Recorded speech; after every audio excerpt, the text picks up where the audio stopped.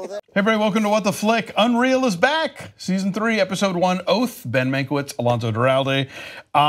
They are dancing as fast as they can to get away from Season 2, and I don't blame them. Yeah, so right from the start, we Grace Baldridge, you and I had these reviews, and right away and she'll be back. And she'll be back, yeah. And we were off about. We knew Season 2 was wrong from the start, and it sort of never re-railed. Yeah. It stayed off the rails and ended foolishly, like in a like a dynasty kind of. Yeah, I was going to say like the 8th season of Dallas, where you're sort of grasping at straws, and I guess the cameraman turned into a murderer. Yeah, he murdered 2 people. He says to protect Rachel for his love, but that's a storyline that I do not care about. And now they've got this blood oath. But that said, the ship appered to be righting, because yes. I was into this. The show, the dynamic is back between the 2 women. It focused on them. The sutress is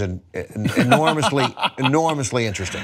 Yes, yeah. Again, I think everybody who has been the suitor up till now has been too smart for the show in one way or another, but playing along for whatever agenda reasons. And here you have a woman who is both too smart for the show, but also genuinely wanting to come out of this with a fiance. Yeah, that scene in the bathroom after she has sex with the jockey. Where she breaks down and cries. First of all, it's just a really impressive performance, but also revealing about why somebody like this might make this. And also, and I read a couple reviews that had that same criticism. Why would somebody do this?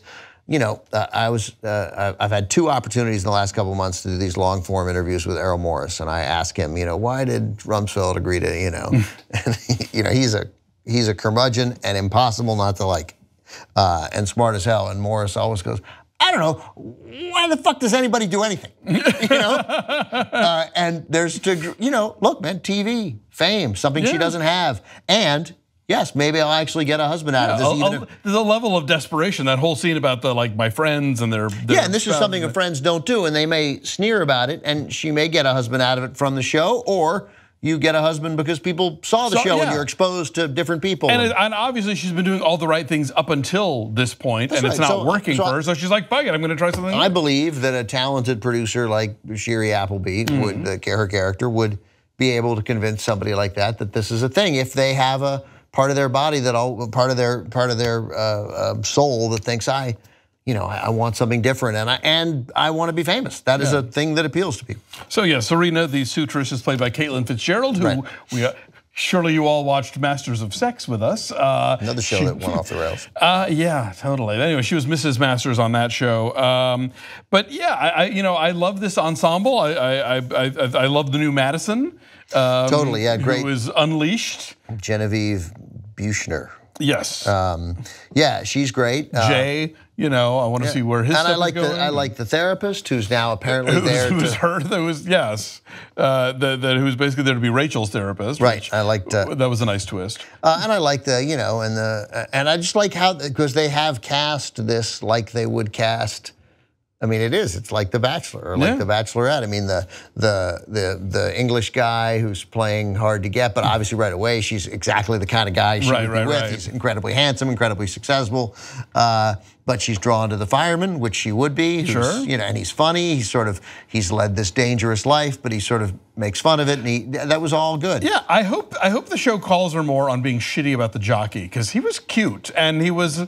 He is a world-class athlete, as he points out. It's like, yeah, so he's shorter than you. Big deal. I wonder whether we're totally. I mean, now they've actually come up with a reason why she was lousy about the jockey. Then she slept with him.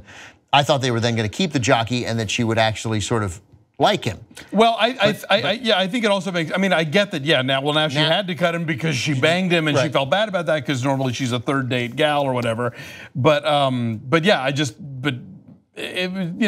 it was lousy. That was kind of crappy of her, I thought. So I wouldn't be sure. Who knows? Maybe the jockey will, ride back into town. That's true. Yeah, the show will bring back the contestants just to make trouble. Apparently there are no rules. No. I mean, the rules.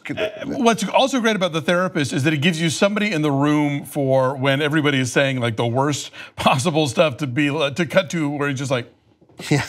But then he spoke up. Then he was like, she's really drunk. you should call this night off. Yeah. Like something bad's going to happen here.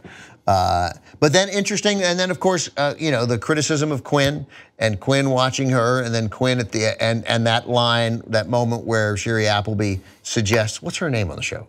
Rachel. Rachel. I know, it's too many things. So Rachel, the moment where Quinn says, wait a minute, is she a surrogate for me? And clearly she is, and that's why Rachel wanted her, and Quinn realizes it, and then that really fascinating moment at the end where she says to the editor, I'll leave that part in, when she says, I'm tired of people, so I'm tired of being, essentially, I'm paraphrasing, being ashamed for being good at my job, really good at what I do. Yeah. And obviously that is Quinn talking. Totally. Yeah. So yeah, I'm super back on board. I'm very excited about this season, and I want to see where it goes. We may not always be in here, but Grace and I and Ben, as we are around, will be recapping the season, and they might pop up on Facebook Live. So if you are not already following the What the Flick Facebook page, go do that.